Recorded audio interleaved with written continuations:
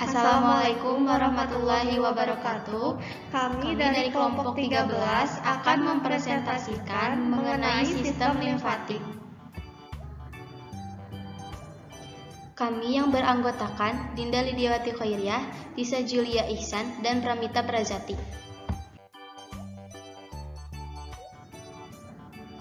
A. Struktur limfatik. Sistem limfatik adalah sistem yang terdiri atas jaringan, pembuluh, dan organ yang saling bekerja sama dalam mengalirkan limfa atau getah bening di dalam tubuh. Limfatik berperan penting dalam homeostatis cairan jaringan dan respon imun tubuh. Cairan limfa bersirkulasi ke seluruh tubuh dengan cara yang mirip sirkulasi darah. Limfa berfungsi dalam mengalirkan cairan interstisial, mentransport lemak dari makanan dan mendukung imunitas tubuh. Sistem limfatik secara garis besar dibagi atas sistem konduksi, jaringan, dan organ limfatik. Sistem konduksi merupakan sistem yang terdiri atas pembuluh-pembuluh tubuler, kapiler limfa, pembuluh limfa, dan ductus thoracicus yang berperan dalam mentransportasi limfa. Jaringan limfoid adalah jaringan ikat yang ditandai dengan sejumlah besar limfosit yang tersebar luas di seluruh tubuh, baik sebagai organ limfoid maupun sebagai kumpulan limfosit difus dan padat. Organ limfoid adalah organ satu kumpulan jaringan yang berperan dalam respon imun.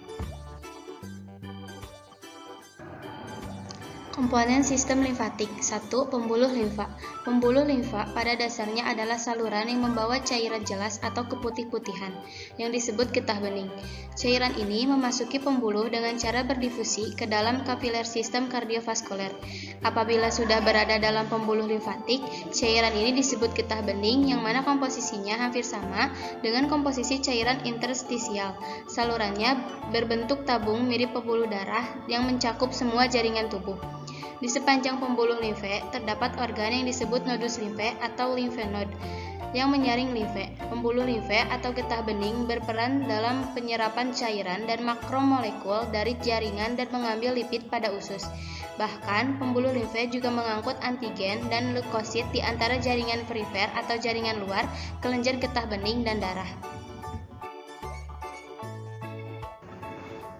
2. Jaringan dan organ limfatik. Jaringan dan organ limfatik yang secara morfologis dan fungsional memiliki peranan yang berlainan dalam respon imun. Jaringan dan organ limfatik dibagi menjadi organ limfatik primer dan organ limfatik sekunder. Organ limfatik primer terdiri atas sumsum tulang dan timus yang merupakan tempat pematangan limfosit, sedangkan organ limfatik sekunder terdiri atas limfa, nodus limfa atau getah bening, dan tonsil.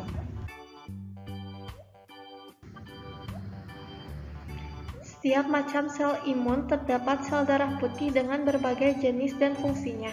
Eosinofil berperan dalam melawan parasit besar. Basofil dan sel mastosit berperan dalam respon alergi dan inflamasi. Neutrofil berperan dalam memakan atau fagositosis bakteri dan fungsi atau patogen kecil di awal infeksi. Natural killer berperan dalam membunuh sel yang terinfeksi atau mengalami perubahan dan membunuh sel tumor. Sel darah putih berperan dalam memakan patogen kecil atau bakteri yang sebagai perantara dari sistem bawaan dan sekitar imun adaptif. Faktor penting dalam kekebalan adaptif yang diperantarai sel. Sel limfosit T berperan dalam membunuh jaringan yang terinfeksi, sel patogen, dan sel tumor. Sel limfosit B berperan dalam pembentukan antibodi untuk melawan patogen dalam tubuh. B. Non-specific defenses. Pertahanan tubuh bawaan sejak lahir ini disebut non-spesifik karena tidak ditujukan untuk melawan antigen tertentu, tetapi memberi respon langsung terhadap berbagai antigen untuk melindungi tubuh. Setiap benda asing yang memasuki tubuh pertama kali akan dihadapi oleh mekanisme pertahanan non-spesifik.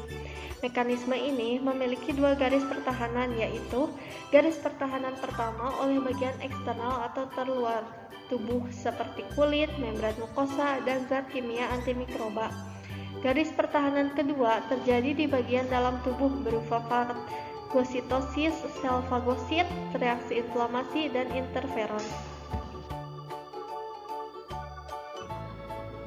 Garis pertahanan pertama oleh bagian eksternal atau terluar tubuh. A. Kulit. Kulit ditutupi sel-sel epitel yang sangat rapat. Kulit yang normal tidak dapat ditembus oleh bakteri dan virus. Mikroorganisme hanya dapat masuk melalui kulit jika sudah terluka. B. Membran mukosa. Membran mukosa melapisi saluran pencernaan, saluran respirasi, saluran kelamin, dan saluran ekskresi.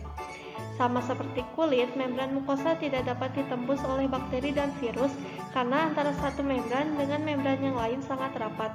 Selain itu, membran mukosa juga melawan bakteri dengan pertahanan kimiawi. C. Zat kimia antimikroba. Kulit mampu mensekresikan protein antimikroba seperti lisozim yang terkandung pada keringat, air ludah, air mata, dan air susu ibu. Zat kimia tersebut dapat menghancurkan lapisan peptidoglikan dinding sel bakteri. Interferon yang merupakan protein antivirus yang dapat disintesis oleh sebagian besar sel tubuh sebagai respon terhadap kehadiran virus. Pertahanan kedua dari pertahanan non-spesifik yang terjadi di bagian dalam tubuh. A. Fagositosis. Sel-sel fagositosis menelan dan mencerna atau fagositosis benda asing yang masuk ke dalam tubuh. Fagositosis dilakukan oleh sel darah putih. Jenis-jenis sel darah putih yang dapat melakukan fagositosis adalah neutrofil, monosit, eosinofil, dan sel pembunuh alami. Jika sel tujuh telah rusak oleh antigen, maka sel tersebut akan mengirimkan sinyal kimiawi yang menarik sel fagosit untuk datang. Sel fagosis akan memasuki jaringan yang terinfeksi, lalu menelan dan mencerna semua mikroba yang ada. B. Reaksi inflamasi. Jika mikroba telah merusak jaringan, sel-sel jaringan yang telah rusak tersebut kemudian akan mengirimkan sinyal. Sinyal pertama adalah histamin yang mengakibatkan peradangan atau pelebaran pembuluh darah. Sedangkan yang kedua adalah interferon yang akan menyiagakan sel-sel lain.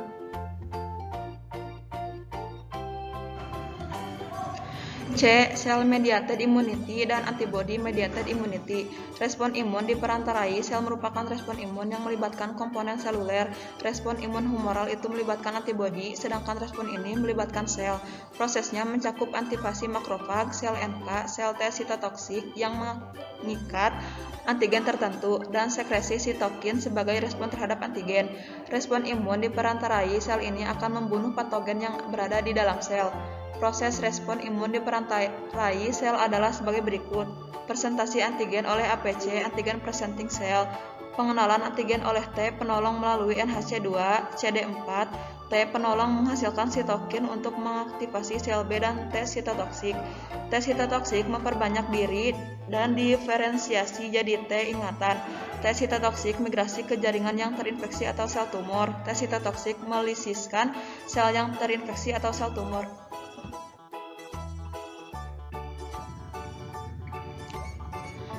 Sistem imun, baik non-spesifik maupun spesifik, bekerja secara bersamaan dalam melawan infeksi. Sistem imun tubuh terdiri dari 3 mekanisme pertahanan. Lini pertama dan lini kedua terdiri atas sistem imun non-spesifik, sedangkan lini ketiga terdiri atas sistem imun spesifik. Mekanismenya antara lain: 1. Pada saat agen infeksi akan masuk ke dalam tubuh, kulit membran mukosa, saliva, air mata, dan flora normal akan mencegah agen infeksius tersebut agar tidak masuk ke dalam tubuh. 2. Agen infeksi yang dapat masuk ke dalam tubuh akan dihancurkan oleh sel-sel fagosit. Sel-sel fagosit yang telah memfagositosis agen infeksi akan mempresentasikan fragmen antigen ke bagian permukaan sel. Pada permukaan sel tersebut molekul MHC yang akan berikatan dan membentuk kompleks dengan fragmen antigen tersebut. 3. Kompleks antigen dengan MHC dapat dikenali oleh sel T melalui reseptor sel T sel reseptor TRC. 4. Sel T teraktivasi dan mengenali adanya zat asing. 5. Sel T yang teraktivasi dapat berupa sel T helper atau sel T sitotoksik bergantung dari tipe MHC yang mempresentasikan antigen. 6. Sel T helper mengenali molekul antigen yang dipresentasikan MHC tipe 2, sedangkan sel T sitotoksik mengenali molekul antigen yang dipresentasikan MHC tipe 1.